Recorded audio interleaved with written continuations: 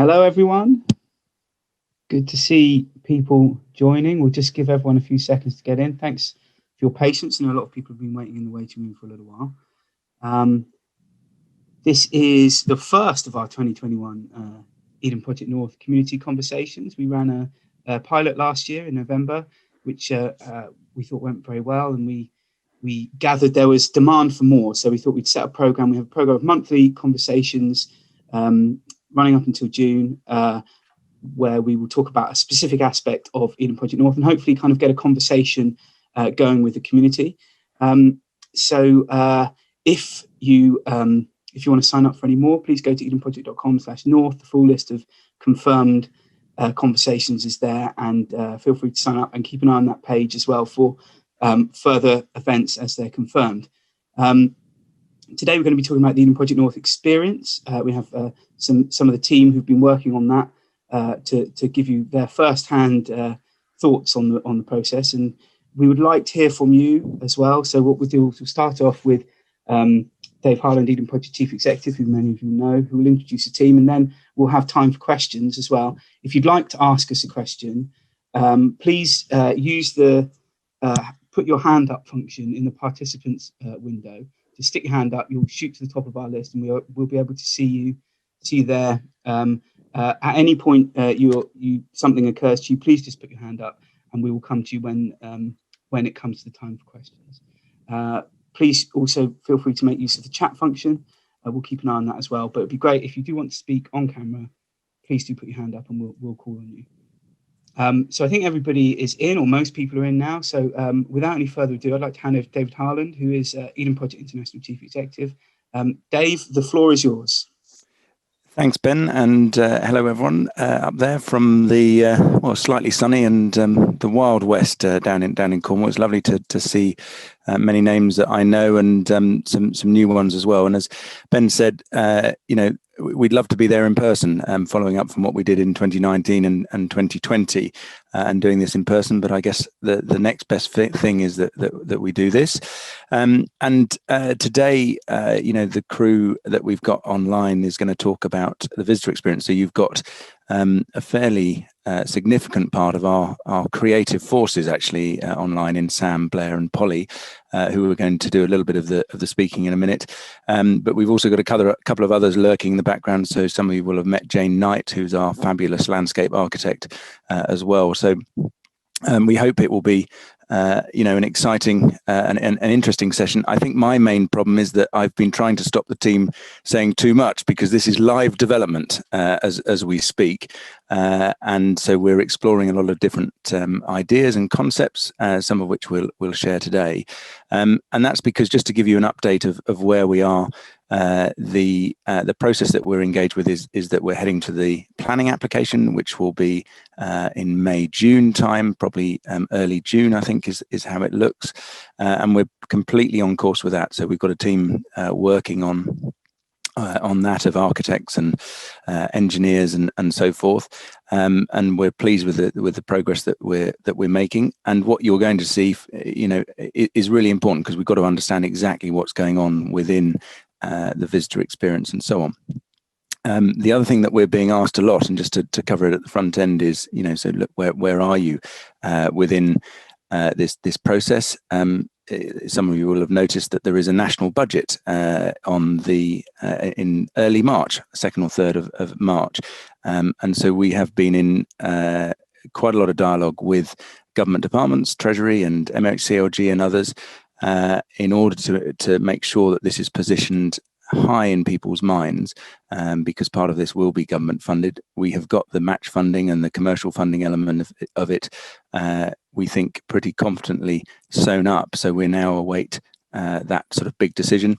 May happen in March, it may not. The pressure on the public purse is such that there are many competing demands, but we will get there eventually, and rest assured that we're doing everything to make sure that the government is true to its word in terms of levelling up and the green recovery and so on. And it might be a biased position on my behalf, but I think there can't be many finer examples than doing this in Morecambe of many of the aspirations that the government espouse. So without further ado, I will hand over to Sam, who's our head of creative, who will introduce the team a bit more. And I hope you enjoyed today's session, and look forward to talking to you, a few of you, a bit more on the Q&A in a second. Sam. Excellent. Thanks, Dave. And lovely to virtually see so many of you today. I'm going to give a little bit of a walkthrough of some of the overview of some of the key themes and ideas of the experience shortly. But before I do so, I wanted to hand over to a couple of my colleagues to take you through both kind of some of our process of working through community engagement on the experience, but also some of our wider strategy of how we build larger Edens. So I'd like to first introduce Blair Parkin, my colleague. It's the first trying to take the mute button off incident of the day, of which there will be many more. Thanks, Sam, and great to see so many people participating, because that's what we're going to need on this journey. We have recently, and we're very pleased to announce, done the soft opening of what's called the Sustainability Pavilion at World Expo in Dubai, which will actually open to the public in October. That's a journey we've just been through over a period of 2 years. And is essentially our exhibit structure and infrastructure is about where we are now in this journey from 2 years ago in Dubai. And we will be building up our research with the local academic institutions and stakeholders, together with our international and national partners, and then bringing those stories to Morecambe and working with community to test exhibit ideas, to test our exhibit layouts, and actually inform our entire creative stance on this project. And I think we've got Polly and Sam are going to present some of the ideas that we are currently enshrining in the building designs, and talk to you about the big themes of the exhibitions that we're planning for Eden Project North in Morecambe. Excellent, thanks, Blair. I'm going to hand over to Polly, who works with me on the creative and content team, to run through some of the process we've been doing so far in Morecambe. Hi everyone. So I'm Polly. I'm on the creative and research team with Sam and others. And my main responsibilities for within Eden Project Morecambe have been mostly around researching the natural and the built environment of Morecambe and developing the visitor experience based on these. So to talk you through how the experience has been formed so far, first of all, as an in-house team within Eden, we do a lot of background research on the area, on Morecambe's past and present, and on the development of similar initiatives in the area, their relative success and things like this. And we then look at potential themes that we think would fit quite well. So we take into consideration the proposed site, whether it's urban, whether it's natural, whether it's a regeneration or restoration project, whether it's in the centre of a community, or whether it will become perhaps a hub that will then create its own community as a result. We go through a process afterwards then of further research and development, and we hone themes that we think might work in order to get an idea of the general feasibility of the whole project. So during this stage, we get in touch with local experts, such as, for example, those running the AONB in Morecambe Bay area, other scientific and artistic initiatives and startups and those kind of things, to get a general impression of what's going on. We work closely as well with local councils and other people to make sure that we're thinking about the project in a sort of hypothetical potential way that is in line with the town's current trajectory. We do this before meeting the public in community engagement events, so that we have material to share and get feedback on with them, as well as getting a good idea of the possibility of carrying out a project that we have in our heads, as well as its potential validity as a new Eden Project site. So once the experience seems developed enough for it to be shared publicly, we then ramp up our community engagement and we start talking to you guys. So for Eden Project North, the first major community event that we had, it took place in October 2019. Some of you might have been there, in which case, hello again. And we spread it out over 4 days across 3 different sites, aiming to reach as many people as possible from as broader backgrounds as possible. And we pitched our vague ideas and themes here and amassed some feedback, and we got some quite encouraging results. We've got 99% of people that said that they would like the Eden Project to go ahead in the first instance, which is a good start. And we also had consistent feedback in the content areas around people specifically wanting immersion in nature and a focus on environmental education. So this is something that we've decided to, as a result, focus more in our further development of the creative experience. So one particular theme that people really seemed to positively feedback on was the idea of understanding the bay, which is our theme of it's based around natural philosophy and observing the world around us, specifically in relation to the unique ecology and biodiversity of the Morecambe Bay area.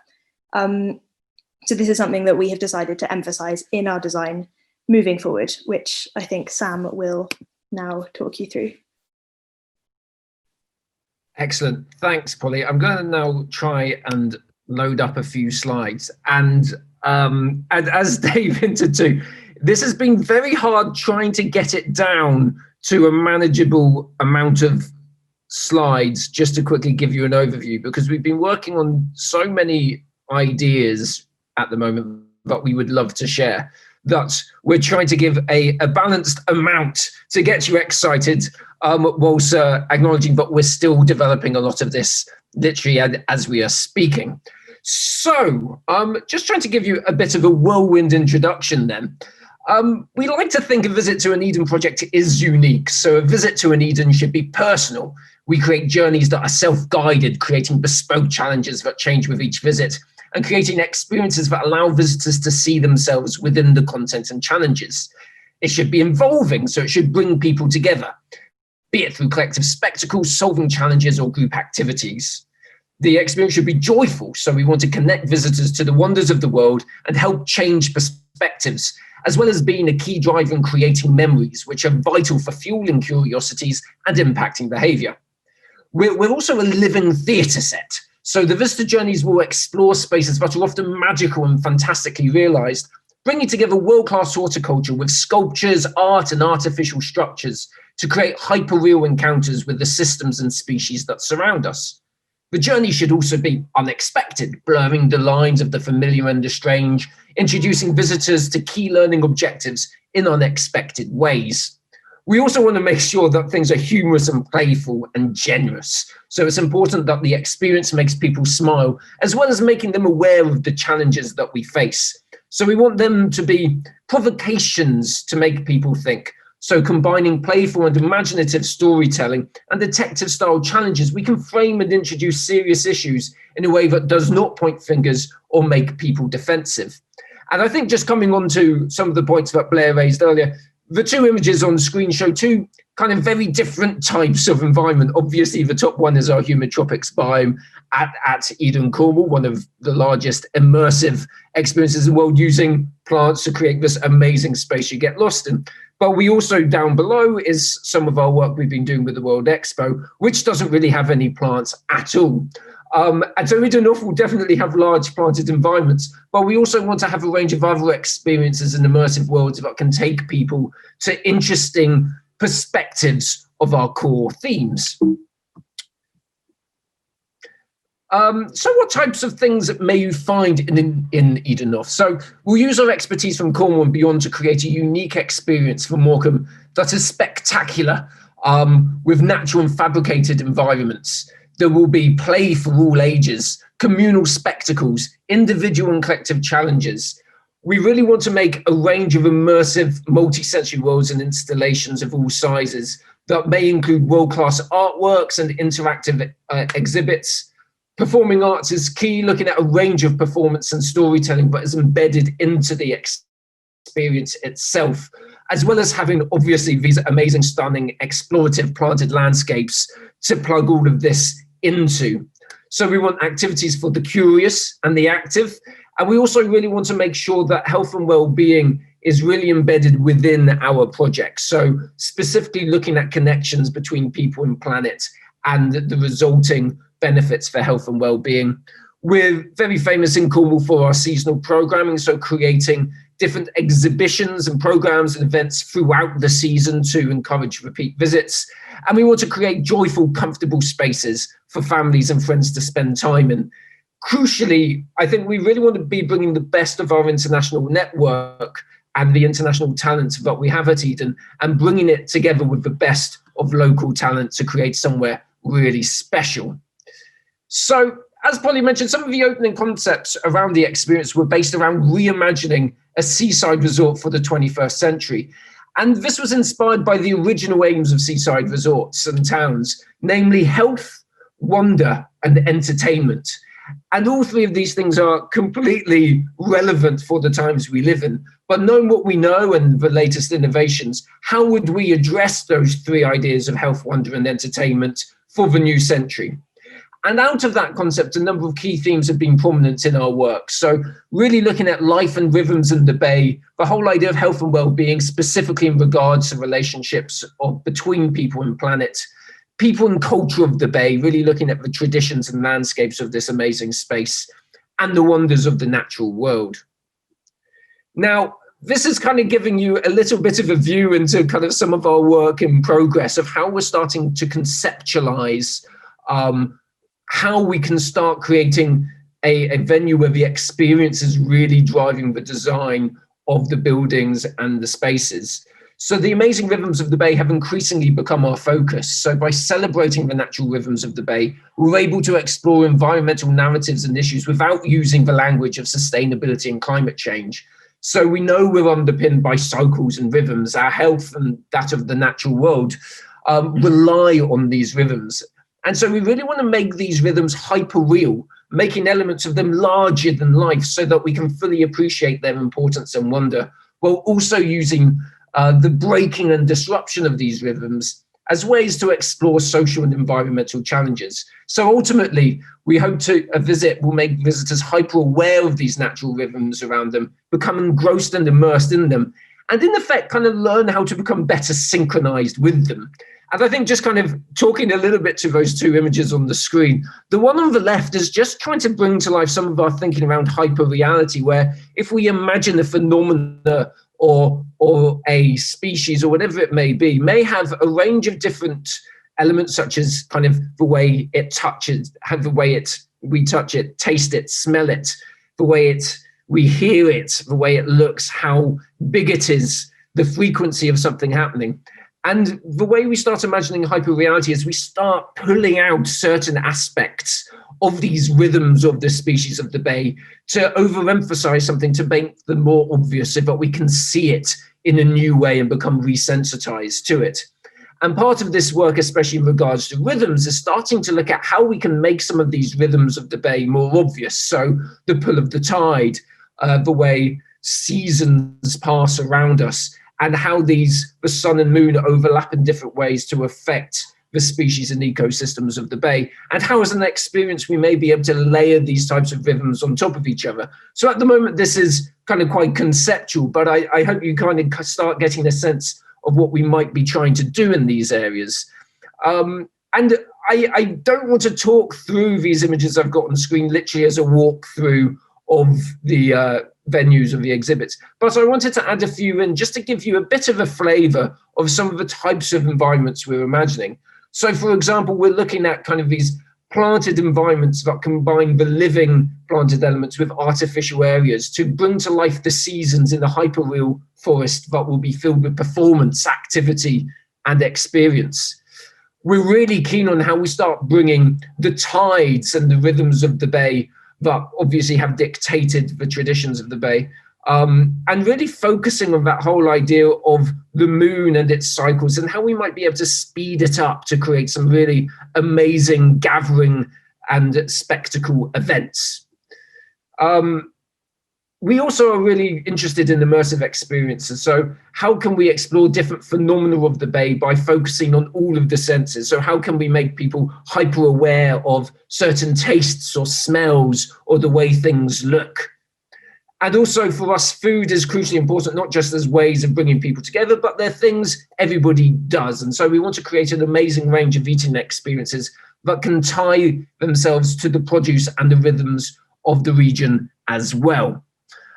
So I know I've gone over a huge amount of ground very quickly, and I'd love to go into a lot more detail, but I hope that's given you a quick overview, and I'm going to kind of hand over to the others And of course, questions may arise, and we're happy to go into a bit more detail as these come up.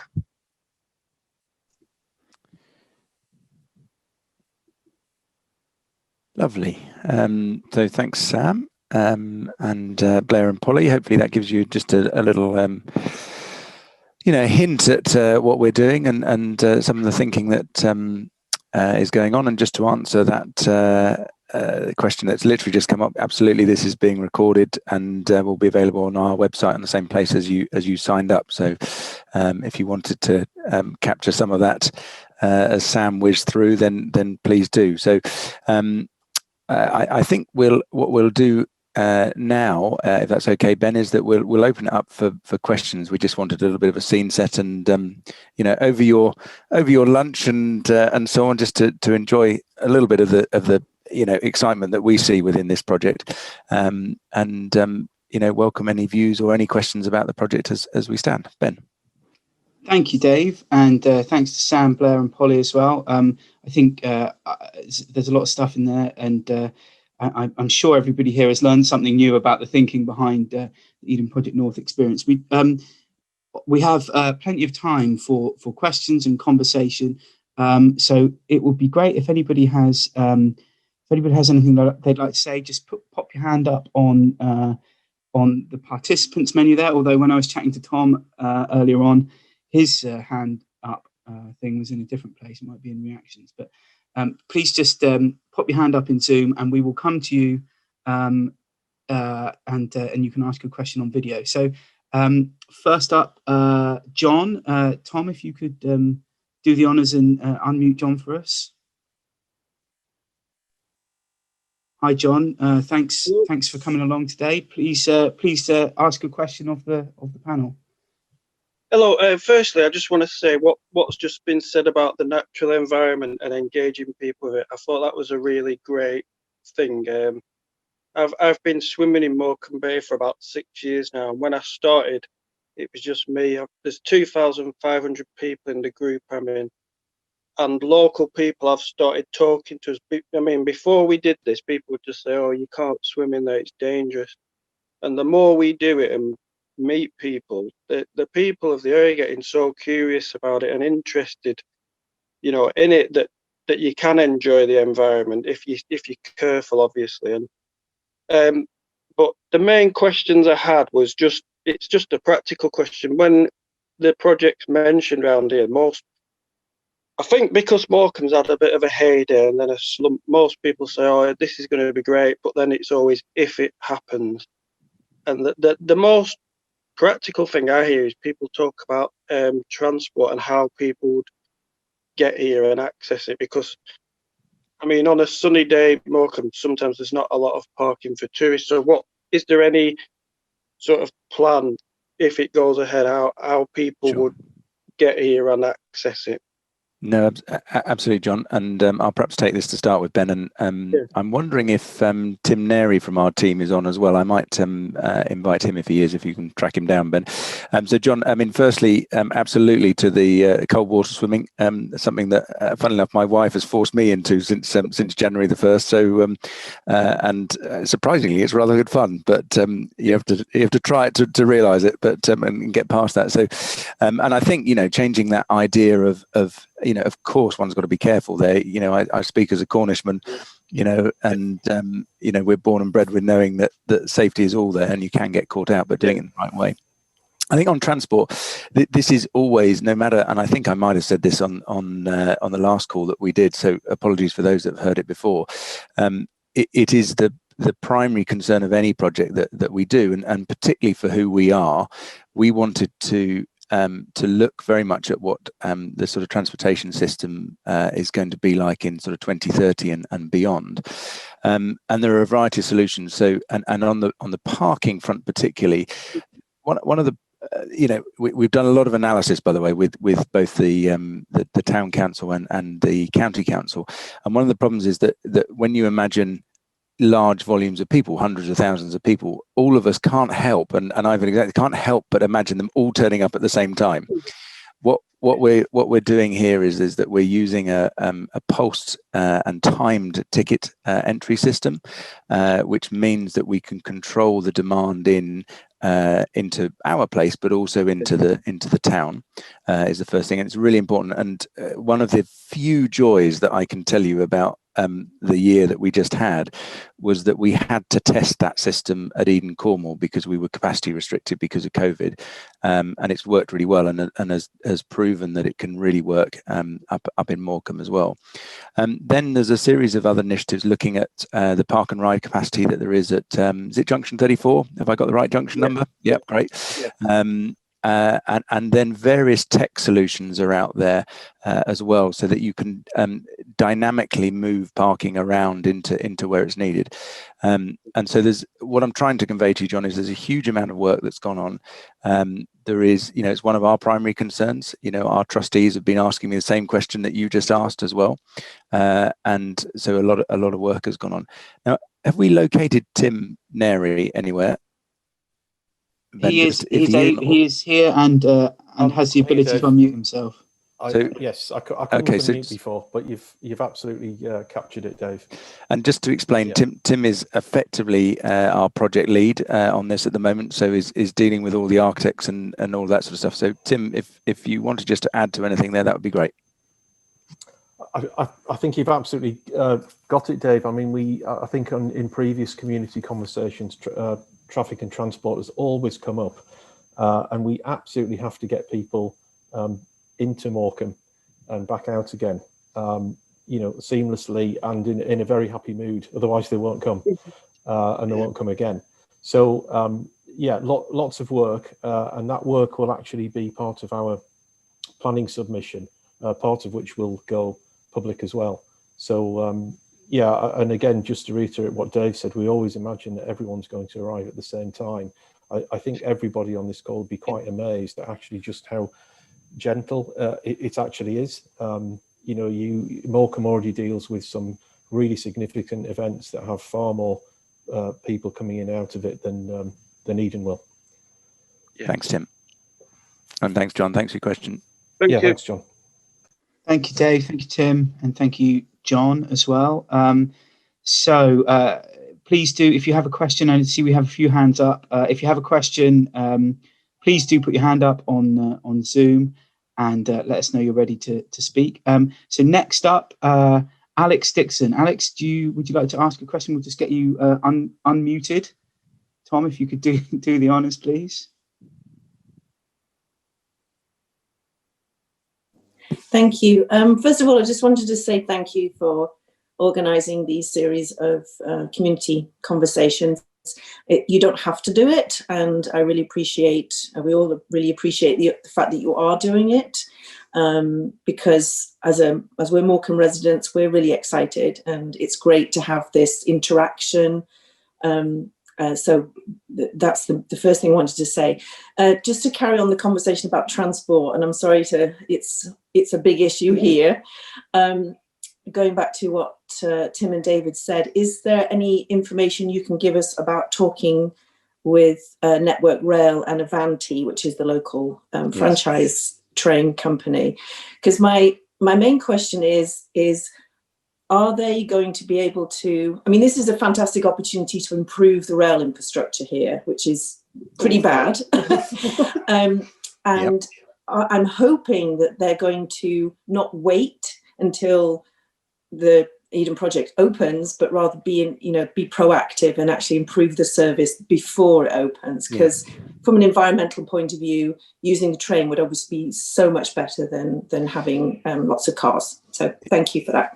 Well, Alex, thank you for that question, and I have a certain passing affection for that train from Lancaster. I think it's about 1955 sort of rolling stock quite often. So, and yes, there has been dialogue, and you're right I think what you were hinting at is there's a sort of chicken and egg sort of going on with this, and then a lead time as well for the network to be able to be updated, and I think, without getting out of my own comfort zone, I think that there is a desire to make sure that we use the public infrastructure. That's the first thing to say, and we've been clear on that. The other thing that I understand is that there is capacity on that line that could be utilised, and therefore, if we create a demand to the region, then there will be a response. Whether that will be proactive enough for your question, I think, is a question for Network Rail and others. But rest assured, we are raising it,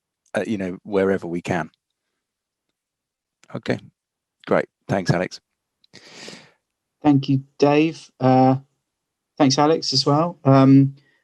Please do put your hand up if you have a question to ask.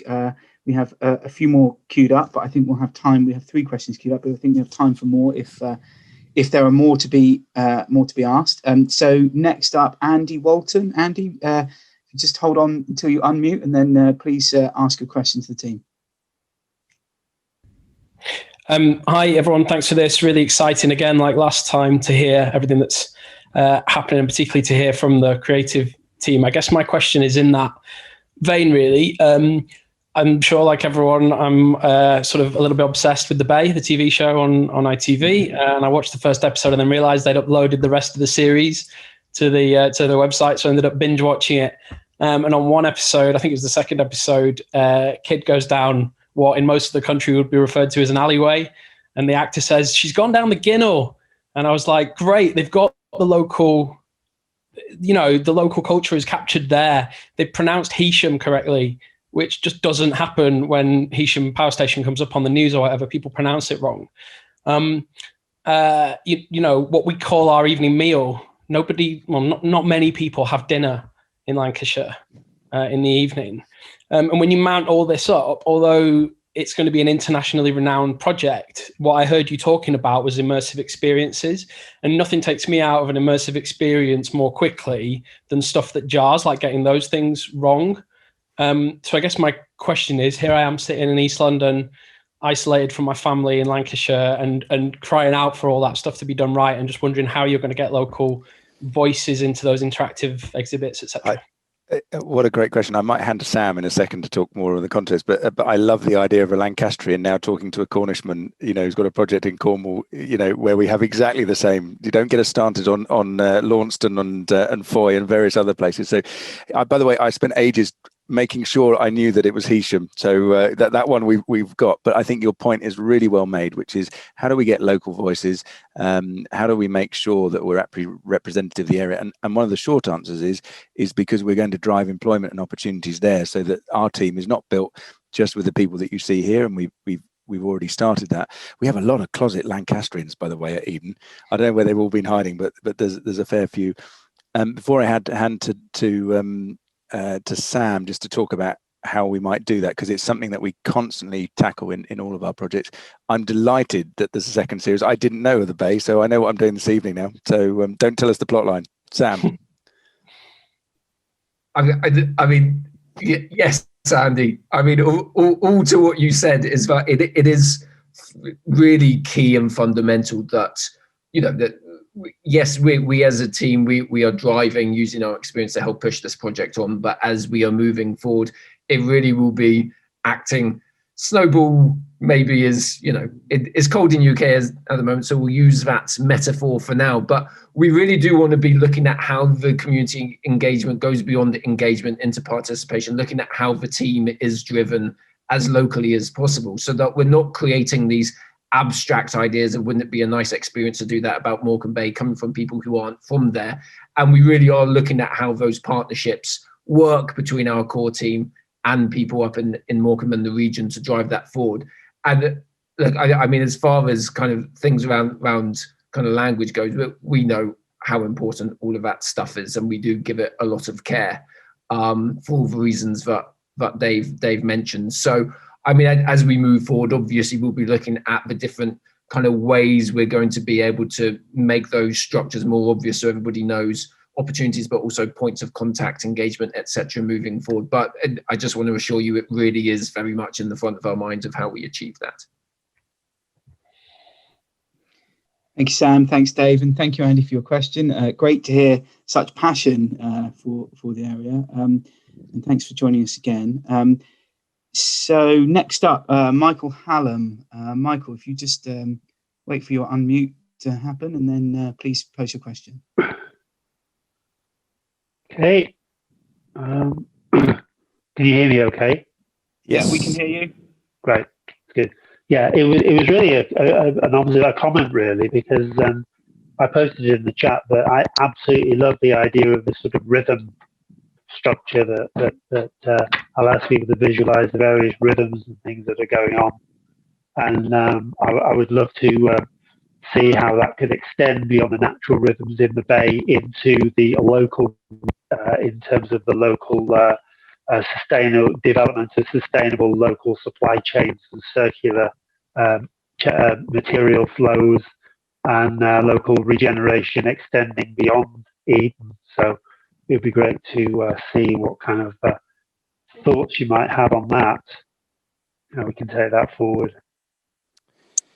So what you mean, Michael, and thanks for the question and the chat. I have to say I agree with you, by the way, that this idea of the rhythms, which we've been talking about a little while, but the way that the creative has gone is I have to say one of the most exciting ideas that we're working on at the moment, and will really bring things to life. I think in terms of sort of wider supply chain and involving people, it's just essential as far as we're concerned. This development has to be of its place. It can't be a cuckoo in the nest. It's got to feel, Andy's last point really nailed it for many of us, I'm sure. And in order to do that, it's got to, in the same way as we did in Cornwall, it's got to have its local material, it's got to have its local sourcing, and so on and so forth. And we have an active, those things don't happen by chance. We've got to have an active strategy to drive those. I don't know if you had specifics, Michael, that you wanted to focus on particularly, but we can tackle those as well if you wish. Yeah, well, I absolutely agree. I mean, in terms of local supply chain for Eden, yeah, absolutely critical and essential. But I was also thinking in terms of the cultural and emotional side of somehow bringing that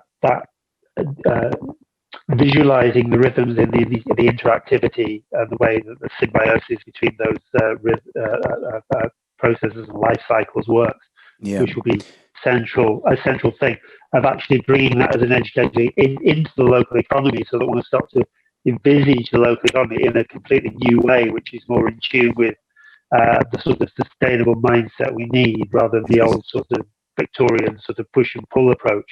And allowing us to sort of almost on an educational level showcase how those links happen in the local economy, so it can become part of the training and education process.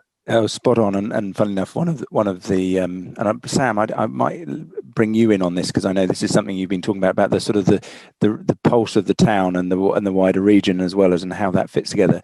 But one of the future events that we're doing along these will be about research and training and opportunity and so on.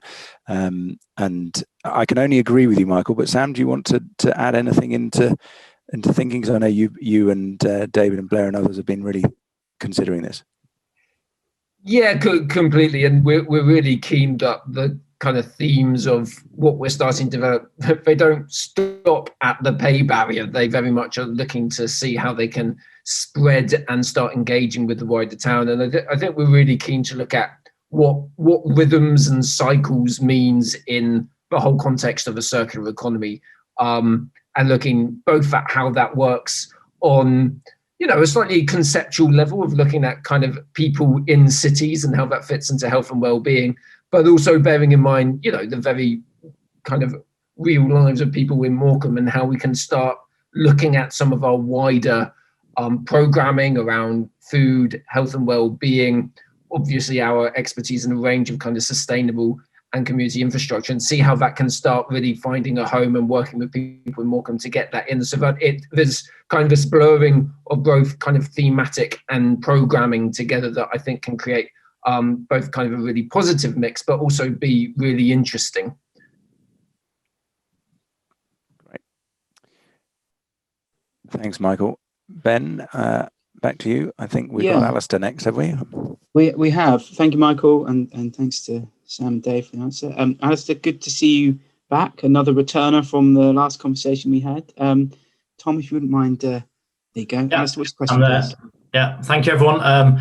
Yeah, just to say, really excited once again. Everything I hear kind of gets me more excited about this project. And I think the one thing I always kind of think is, what can we do to help, especially now that you're stuck down there and we're kind of here. I just wonder in the short term if there's any inspiration we can send down to Cornwall from up here, whether it be a kind of vault for local photographs that we send down, or poetry, or ideas, dialect, the Radio 4 kind of listening project type idea, local stories. Well, is there anything we can do to help right now to keep you inspired about this area? What a lovely idea. Sam, Polly, Blair, one of you will dive in, I'm sure. Who wants to go? Wave. Blair's off the mark quickest. Go on, Blair. Yeah, I think that offer is extremely well taken, particularly given the lack of our ability to travel at the moment. And though I can't think of what the construct will look like, all of our projects, we fuse the best of the international design and thinking with the local voice and respond to the local circumstance, the local nature, the local place. So we call that the people and place calculation, if you like. And so to keep that in balance over the coming months, I think we should set something up that is something that allows us to get the latest thinking, the latest stimulus, the latest ideas, and put something in place that's kind of a two-way channel, a conversation that's active, whilst we can't actually meet in coffee bars, pubs, on the seafront, and so on and so forth. So let's have I don't have a direct answer to that. We're just learning how to design projects in pandemic. It's a new thing. So let's have a think, and we'll come back out to community and Alistair, as long as I hope we've got your specific communication details. We have. So we'll take that one away. Sam, do you have any specific ideas? Well, I think very much the same as what Blair said. I think it's really important that we are having kind of sharing kind of the brain food as well as the inspiration as much as possible. And I think is maybe something for us to pick up. The answers just appeared in the chat channel. Jane Davis has suggested we should send each other postcards, and I really like that. Done. I think that would be good. We'll do the digital and the analog version, I think, and I think the idea of a vault where things can be kind of logged is a really interesting one as well, Al. So we'll give that some thought, and we'll get something out. So because I've always, I can't remember which hotel it is, but plays on the wall in there the sort of historic footage of Morecambe through the ages, which is both in one sense cringeworthy, because you see what was going on in the 30s and the 40s and how inappropriate it probably is with our modern eyes, but equally also how it's evolved. And we're coming up for our 20th birthday, as it happens, in Cornwall, and looking at that and looking back, you realise how fast things have changed, and so to have that record from people would be great. Ben? Thank you, everyone. Thank you, Alistair, for your question as well. Now, this is going to be a challenge for Tom. We're going to go to somebody who doesn't have their hands up. So Mariam Ali, you asked this question in the chat. Tom, if you could, here we go. Mariam, what's your question, please? Hi, just to say, really excited like everybody else. I've never joined this forum before. We recently invested in a property in Morecambe, and we've spent sort of the last 3-4 months doing it up, and we've absolutely loved being in the area. And are really excited sort of by the proposed Eden project. So yeah, well done to all of you guys. I guess when we were going weekly, we live in Yorkshire now. So yeah, unfortunately locked down here. But once the proposed budgets have been approved, how long will the project actually take to complete? And I guess the exciting question of when will the proposed opening date be? The $1 million question. So, Someone had to ask. No, it's absolutely fine. So look, we're aiming for 2024. So we're tight up against being able to deliver that at the moment. So which is why the focus on the funding is so great. But we've got, once we're in with the planning, we've got every single kind of duck in that particular row to hit that. and that's what we're aiming for. So, and I mean, I think to an earlier comment as well is that, gosh, we feel the pressure, wherever we go in the world, and this has been the case since we started this project. People want to talk to us about Morecambe. We might be in Australia or America. They've heard about this project, so the Lancastrian and indeed the Morecambian diaspora is doing its job. So we are going to deliver this and make it a reality. The aim at the moment is spring 24. Thank you, Dave. Thank you, Mariam, for your question. Please do, if you do have a question, please do put your hand up in the participants window. There's a little button at the bottom. Raise your hand, and then you'll join the queue to ask a question. Next up, Lawrence Cox. Tom, if you could unmute Lawrence, please. Can you hear me? Hey, Lawrence. Yes, please. Yeah, I'm sitting in the car. Yeah, thanks for the opportunity of raising a question. My son lives in Morecambe on the front with his partner and my grandson. And there is a connection, before I ask for a question, there is a connection with the base series too. Detective Sergeant Lisa Armstrong is seen coming out of a house. Her house is in the basement, and my son lives on the top floor. So when you see her coming out of that and the aerial views, you'll be able to see where my son lives. Anyway, my question is, based on the experience of the Bloodhound SSC project, where they're trying to build the world land speed record, they found that there's a shortage of engineers nationally. And through the program that they've been embarking on for years now is to get the national curriculum updated with and to stimulate interest in engineers and getting children involved. It's been very successful internationally as well. Do you have plans to involve the local schools from nursery up to secondary education, even universities, to be involved in projects or national curriculum activities? And then tomorrow's eco warriors could come out of that. And I think it's a fantastic opportunity, not just as a visitor attraction, but something they really love and involved in, and they can see their work being displayed, and actually go out and be the ambassadors, not only for your project at Morecambe, but for our environment as well. I think there's a fantastic opportunity. And the Bloodhound SSC project is a phenomenal example of the reach that could have and the amount of interest it's created. Yeah.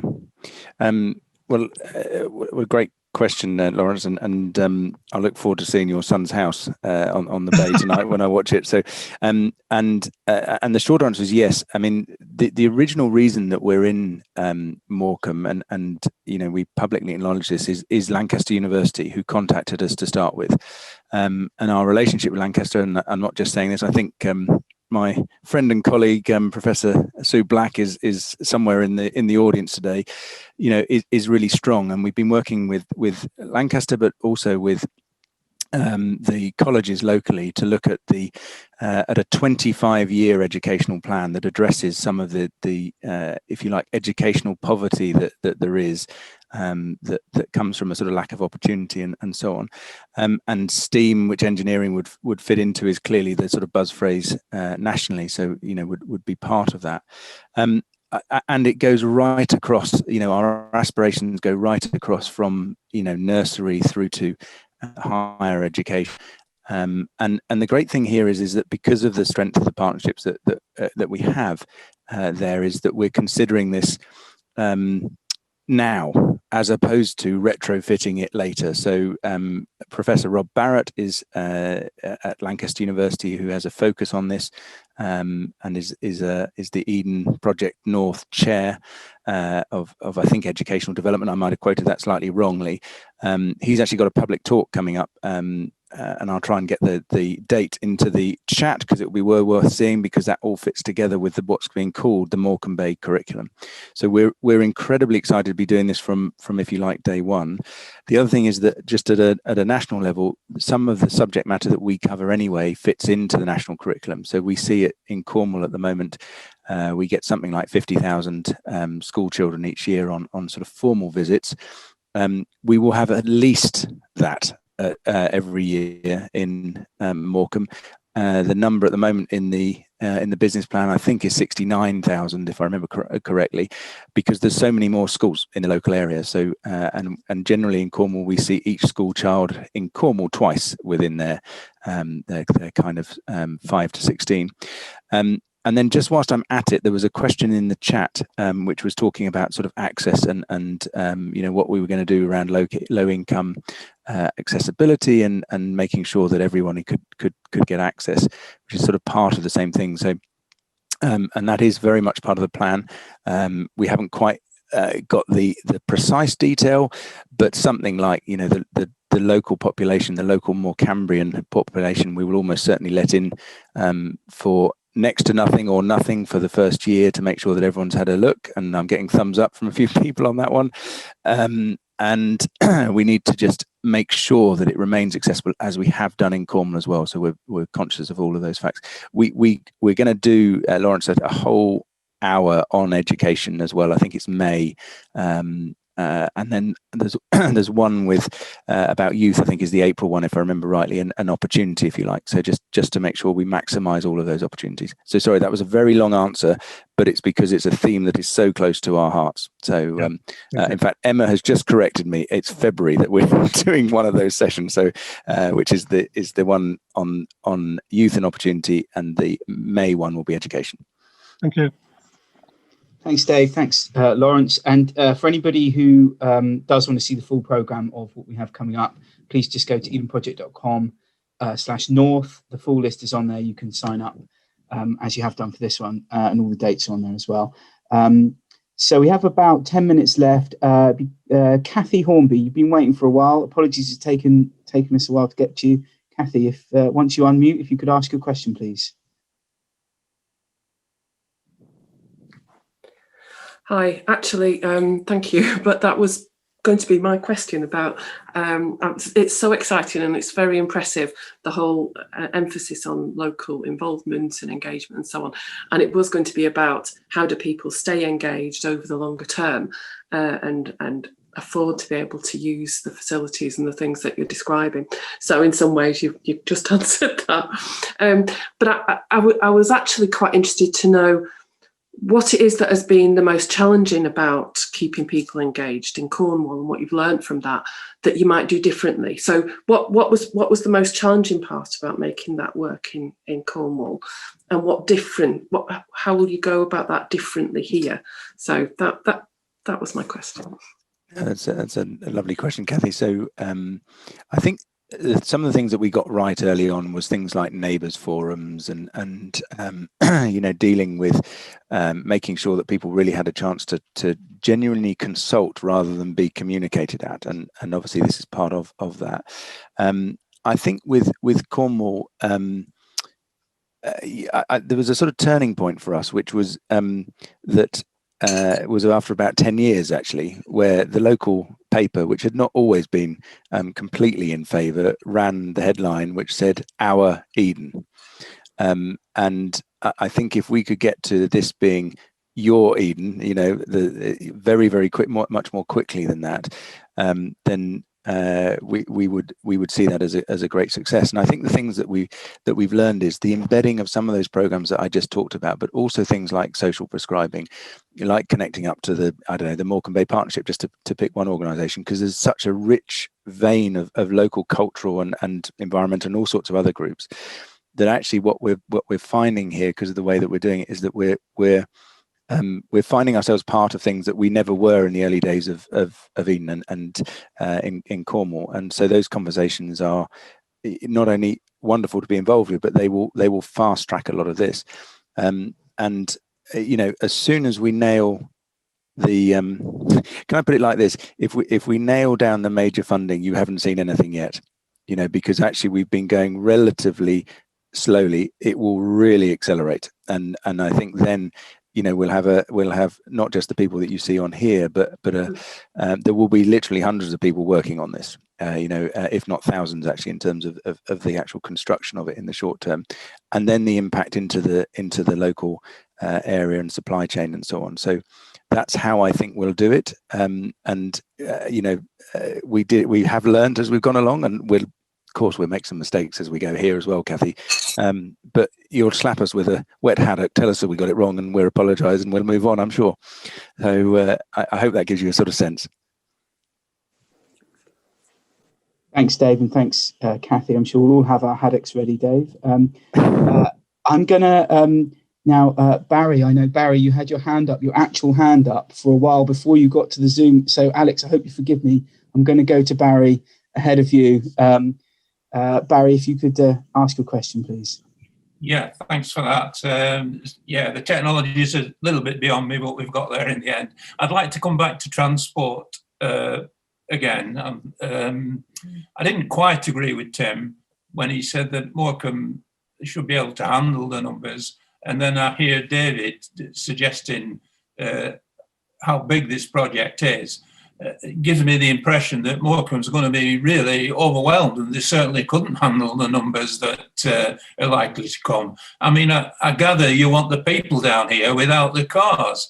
David suggested Junction 34 on the M6, great, park everybody. But how are you going to get all these people down into the town comfortably, without the cars, and then get them back, of course? The railway is only one link, but judging by the two things didn't quite add up, I've got to say. Morecambe certainly is not used to the numbers that David is suggesting are likely to happen with this scheme. Barry, thanks for the question, and let us clarify and work through the numbers. So we're in the public domain of looking at 800 to 900,000 visitors. What that means in practical terms is that there are days when you'll see about 1,000, days when you'll see 2,000, and days when you'll see 3,000, and that's the kind of maximum number of visitors. And our experience in Eden in Cornwall is that they arrive in a particular pattern. In Cornwall, out of peak, we get about 2.3 visitors per car. In the peak season, it's which is July and August particularly, you get about 3.1 visitors per car. When you then put that together with a time ticketing system, what that means is that, and Tim maybe will correct me or put a thumb up, is that the absolute maximum point of car parking spaces that you need at any one time is somewhere in the region of 500 to 700. And that is an absolute maximum figure. When you analyse the capacity of car parking that is available both through the Park and Ride, a service that is already running and has capacity, and you analyse the car parking, the street parking and so on that's available within Morecambe as we stand today, then there is sufficient capacity in the majority of periods. What Tim was referring to is that festivals like Vintage by the Sea, for example, are thousands and thousands of more people than that daily capacity that I'm talking about. So the difference between 2,000 and, say, 30,000 people coming over that weekend, maybe even 40, I think. So there is a complete logic, and what we'll do over the course of this is we'll be sharing this as part of our planning anyway. So we will open this up for scrutiny, as we've always said that we will, for transparency, and you'll be able to see how that's calculated. And it's our concern as well. We do not want our visitors not be able to get there. And so, using the public transport that's already there and finding solution for the parking has been a real priority for us. So I hope that gives you more of a sense. I'm very happy, Barry, just with an eye on the clock, to pick that up separately if you want to get hold of the team. I'm sure Tim would love to talk you through it. No, that's fine. Thanks. At this stage in the project, I wouldn't have expected any more. Thanks very much. That's kind of you. Thank you. Go on. One more from Alex, Ben. As she's thanks, Barry. I know. I mean, you've got to go to Alex. We are running over, but come on. It's okay. We have time for one more. Alex, please. I'm actually Mary Dixon, Alex's sister. Oh, hi, Mary. Hey, Mary. Hi. So last year I'm a PhD student at Lancaster in the Religious Studies department. Last year I conducted quite a lot of research into how people have a spiritual relationship with the seaside, and had a really amazing response from mostly locals or people who used to live in Morecambe and had moved away. So I've got a lot of data about how people's relationship with the bay, with the town, and everything that entails. So I suppose I've got two questions, short, but maybe longer, I don't know. The first one is, how can Eden, the main thing that people said that their relationship consisted of was contemplation of the bay, sitting, looking at the views and feeling good about themselves because of that. So my question is, how will the Eden Project then complement, enhance that relationship? And secondly, how can I get involved in curating a project that would look at that in, I don't know, through education or through... Yeah. So just a plug there for... Gosh, what a wonderful question to end with. And I'm going to pass to Sam and Polly and Blair to perhaps answer the first one, the first part of it, and we'll come back to how you can get involved on the second. Thank you. Right. You've just had the most fantastic offer, by the way, that Sue Black has just said, come and talk to her directly. I know. I mean, you're in. But anyway, Sam, talk about contemplation, my friend. Contemplation. Yes, I mean, really great point. And I think, look, part of what our project wants to do as a physical venue is to create a range of spaces where there will be excitement, there will be moments for calmer periods where we're trying to get people to look out onto the bay, as well as to discover kind of elements of the bay, slightly abstracted from that. But I think what we kind of want to hand people is this toolkit, this kind of a series of glasses that they can kind of put on and look at the bay in a new way. So they don't have to do it just at our site. We want to engage people with ways to look at the world around them that kind of enchants the everyday again. And I think if we can find ways where everybody can come to our projects and realize this amazing stuff we're creating inside these worlds, that's outside. Now, go outside and find the wonder in it. That's kind of one of the driving things for us, is how do we make the invisible visible again? How do we make people look at things with a slightly different perspective? And so, yes, we do want to have those moments where we are looking kind of for quieter moments within the project, but we really want to give people the ability to go back out into the everyday and do it in their homes, do it on their own walks. And, you know, the bay's one of the best places you can imagine to get outside. Absolutely. Our health and well-being is better when we're there. So I hope that helps. I'm not sure whether... No, I think I agree with you completely. And I think that's really what it should do. It should be able to complement it and enhance it. And that sounds exactly what the idea is. And I'd love to talk more about it because I've got a lot of data about what people have said.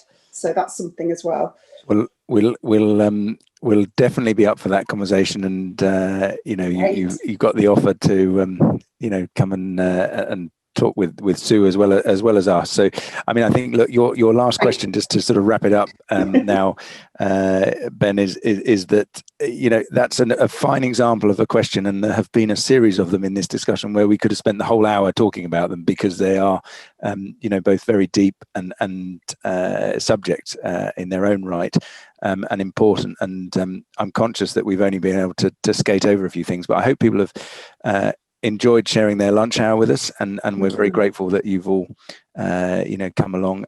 We'll share all of that and answer anything that we can that was in the chat as well afterwards, because there was a few things that we missed as we went along. But Ben, back to you at base. Yes, thank you, Dave, and thank you to Sam, Polly, and Blair as well, and to everyone who asked a question. Lovely to see you all. There's obviously, as Dave said, there's a lot going on in the chat. We will make sure that those questions get answered when we publish the video. We will publish a recording of this in the next few days. So, and please feel free to share that with anyone who couldn't make it. We would love as well to see you in our forthcoming sessions. Please look at edenproject.com/north for the full list, and then you can sign up. I don't think there's anything really more to say other than thank you, and everyone, we hope you all have a great weekend, and we hope to see you soon. February is the next one. Please sign up, edenproject.com/north. Thank you. Thanks. Bye-bye. Cheers, everyone. Thanks, everybody.